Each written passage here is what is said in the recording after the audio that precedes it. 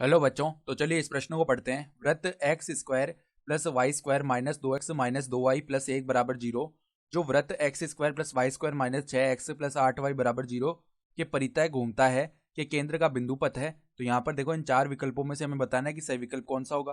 तो प्रश्न में आगे बढ़ने से पहले इस प्रश्न से संबंधित जो मुख्य उदाहरणा है उसकी हम चर्चा कर लेते हैं। तो देखो, मुख्य उदाहरणा क्या हो जाएगी। हम जानते हैं कि वृत्त जिसका समीकरण इस प्रकार है, एक्स स्क्वायर प्लस में वाई स्क्वायर प्लस में 2gx प्लस में 2fy प्लस में c बराबर में 0। अगर ये समीकरण है ना, तो इसका केंद्र क्या आता है। केंद्र हमारे पास आता है -g, कोमा में -f आता है। ठीक है, तो अब देखो सवाल में हमें क्या बोला गया है कि एक वृत्त है। ठीक है, ये दूसरा वाला वृत्त बना रहे हैं पहले, जिसका समीकरण क्या है, एक्स स्क्वायर प्लस में Y square minus 6x plus 8y बराबर 0।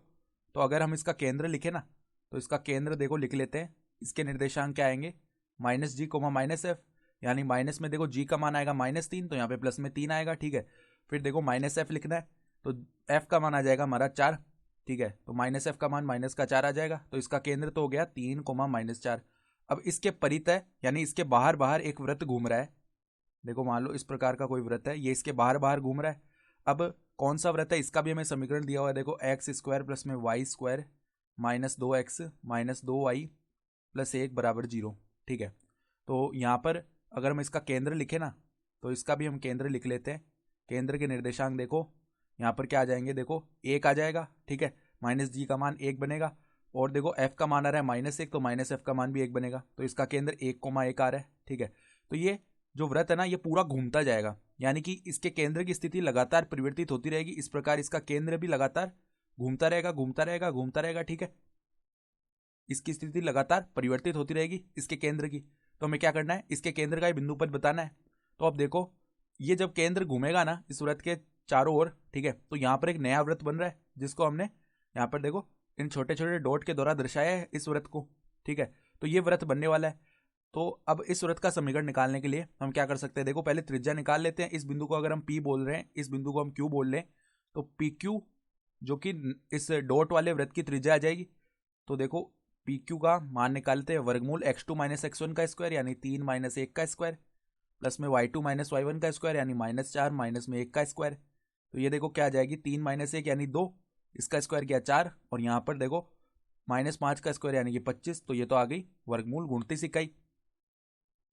ठीक है, और इस डॉट वाले वृत्त का जो केंद्र है ना, वो 3,-4 ही हो जाएगा। ठीक है, तो अब केंद्र भी है और त्रिज्या भी है। ठीक है, तो जो देखो वृत्त का समीकरण है, इसको अगर हम सी बोलने वृत्त को, तो वो क्या आएगा, देखो x माइनस में केंद्र कितना है, 3 है, तो x माइनस 3 का स्क्वायर प्लस में देखो y माइनस में y माइनस में क्या आता है, k आता है ना, x माइनस h का स्क्वायर प्लस में y माइनस k का स्क्वायर बराबर r स्क्वायर, ये होता है वृत्त का समीकरण। तो k का मान -4 है, तो यहाँ पे प्लस का 4, इसका स्क्वायर बराबर में देखो त्रिज्या कितनी थी, वर्गमूल 29, तो इसका स्क्वायर कर दो तो 29 आ जाएगा। तो यहाँ पर देखो इसको खोल लेते हैं हम, तो एक्स स्क्वायर प्लस में 9, क्योंकि ये वृत्त इसका समीकरण निकालने से जो हमें जिस केंद्र का बिंदु पथ निकालना था, वो इस वृत्त पर ही तो घूम रहा है बार बार।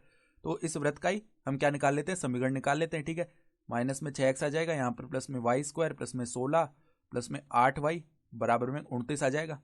सही है, तो अब देखो यहाँ से एक्स स्क्वायर प्लस में वाई स्क्वायर, ठीक है, माइनस में आ गया 6x प्लस में आ गया 8y, फिर देखो 16 प्लस 9 हो गया 25। ठीक है, और 25 माइनस 4, ये कितना, 25 माइनस 29, तो ये कितना आ जाएगा, -4, ये आएगा ना, बराबर हो जाएगा 0। तो ये हमारे पास में उभयनिष्ठ आ गया, मतलब जो अभिष्ट बिंदु पथ हमें सवाल में जिस केंद्र का ज्ञात करना था वो ये आ गया है। तो हम देख पा रहे हैं कि विकल्प A B C तीनों ही नहीं हो रहे, यानी कि विकल्प D जो है उपरोक्त में से कोई नहीं हमारा सही विकल्प हो जाएगा। तो आशा करता हूँ कि आपको ये प्रश्न समझ में आया होगा। धन्यवाद।